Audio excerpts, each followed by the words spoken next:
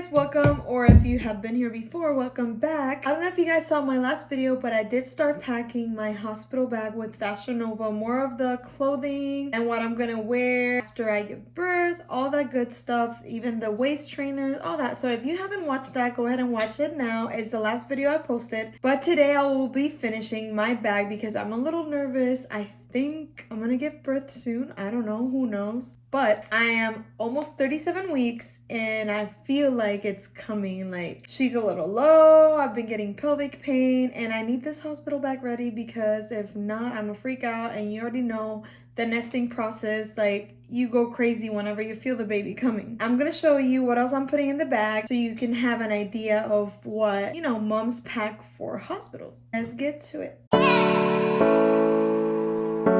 Okay, so first things first, honestly, I got these after I left the hospital for my first labor, but I should have bought them way before because these are amazing. They're from Freedom Mom. You can get them at Target, Amazon, honestly anywhere. They come in 8 packs and you need kind of like 1 or 2 per day. They're disposable. I just love them because if you do get any blood on them, you know, you don't have to be washing all that blood. You just throw them away. Let me open them so you can see them. So they're super stretchy, which you already know that I love comfy stuff. They're pretty high-waisted. They're boy shorts, so you can be in the house wearing them without anything else on if you don't want to wear anything on top of it. Just a t-shirt, put the pad in there, and that's pretty much it. Like, you need these because the ones they give you at the hospital are pretty thin and like they break, so I'm not a huge fan. I'm gonna still use them because they're free, but these I bought 2 packs, and these are the boy shorts for vaginal delivery. I also got the C-section ones just because they were not boy shorts, but they were like regular panties, just because of that. They're made for C-section because they're high-waisted. I got them because I needed both, either boxer briefs or the regular panties. Quick, these are the C-section panties. As you can tell, like, it doesn't matter if you didn't have a C-section or not, you can still use them.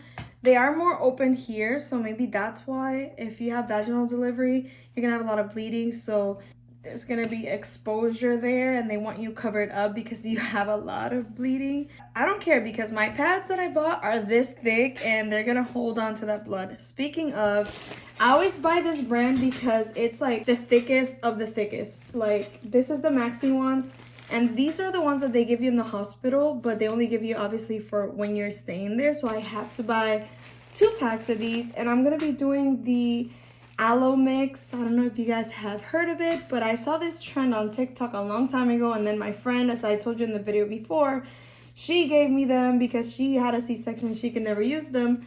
So I tried them and they saved my life. They saved my vajayjay because it numbs it and it helps it cure even faster, help you recover faster because of the aloe, the witch hazel, and the lavender oil. I can show you guys a little bit of how I do the pads and then put them in the freezer. These I won't be able to take in the hospital bag because they do have to be frozen, so I will be having those when I come back from my recovery. Another thing I got from Target was the Freedom Mom Perennial pads. They're liners and pretty much they're like wipies that you can place on your pad, on top of your pad, for your vagina to recover quicker.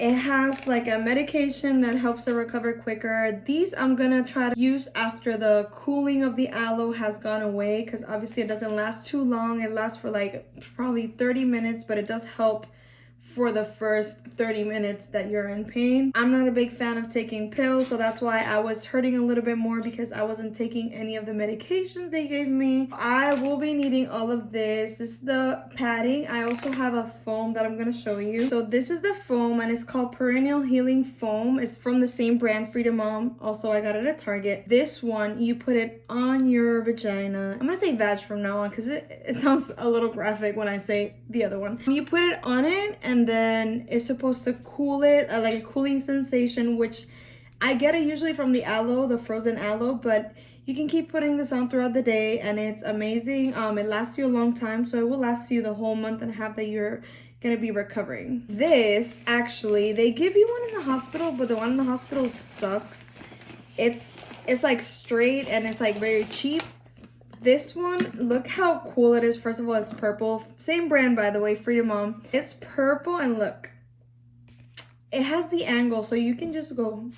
This is, by the way, to clean down there. Every time you go to the bathroom and you go pee, you're gonna be bleeding a lot. You cannot wipe, so you're made to just flush with warm water.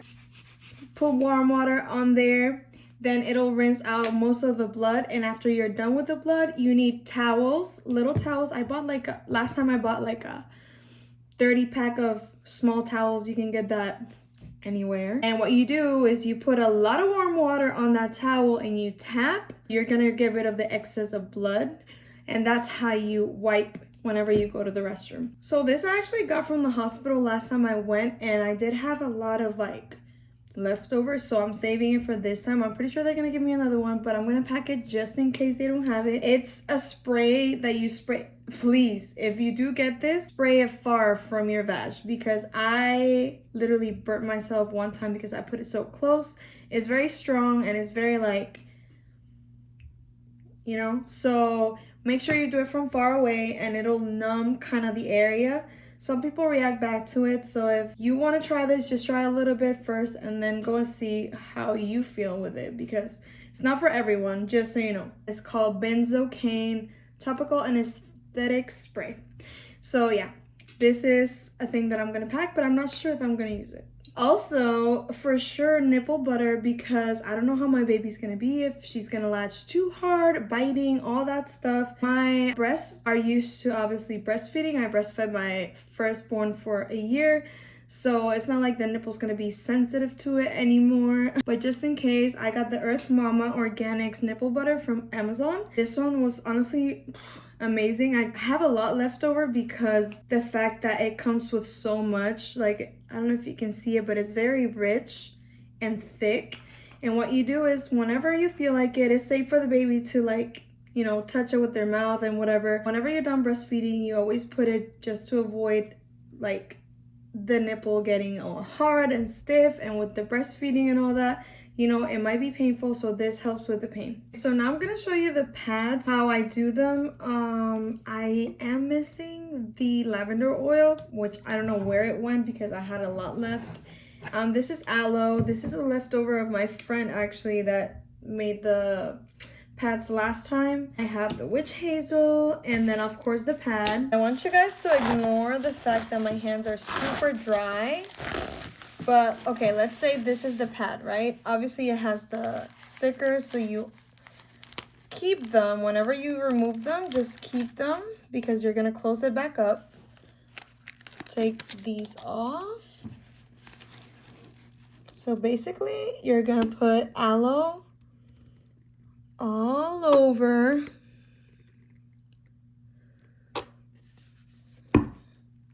And then you're gonna put the witch hazel. This is the most important part because witch hazel is the thing that is what actually recovers you and makes you heal. I already washed my hands, so what I do is I just spread it a little bit. Obviously, if you have like a brush or something that you want to use, like a facial brush, you can, but I already washed my hands, so I'm going to do it like this. You close it back up.